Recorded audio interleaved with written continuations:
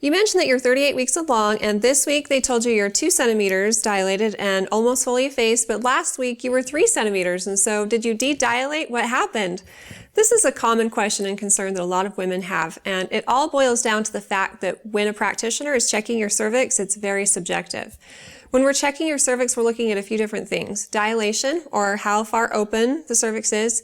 Effacement is how thick or thin it is. We talk about it in terms of percentages, and the higher the percentage, the thinner it is.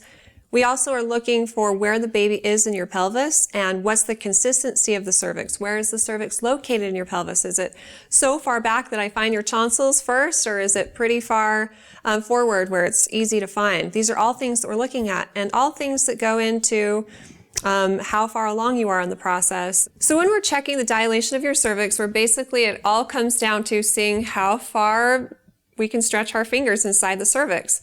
If your cervix is closed, it feels just like a dimple, and we can't stick our finger inside. But if you're 1 centimeter, I can get 1 finger all the way through. If you're 2, I can get 2 fingers side by side. And if you're 3, I can stretch a little bit. If you're 4, a little bit more, 5 a little more, 6 a little more, and so on. So it's very, very subjective. One person might check you and call you 3 and the other person 2. And this happens a lot in practice where I'm a labor and delivery nurse by trade. And so I have patients who might have gone to the office during the day and been called 2 centimeters. And if they come in at night and I check them and they're 3, that doesn't necessarily mean they've changed. We want to watch you for an hour and see if your cervix has changed for me in the course of an hour. And if you have changed in dilation over the course of an hour, then you are in true labor. A lot of people think that labor is contractions. If you're contracting, you're in labor. And so people say, I was in labor for 5 days. And really, you weren't in labor for 5 days. You may have been contracting for 5 days, but you were only actually in labor for hours leading up to the delivery of your baby. Those hours when your cervix was actively changing from hour to hour. So, unfortunately, that's all we can do. If you're contracting every 3 to 5 minutes, go to the hospital. They will check your cervix, and I'll just cross my fingers, shut the door, tell you to work hard, and come back in an hour and see if any change has happened.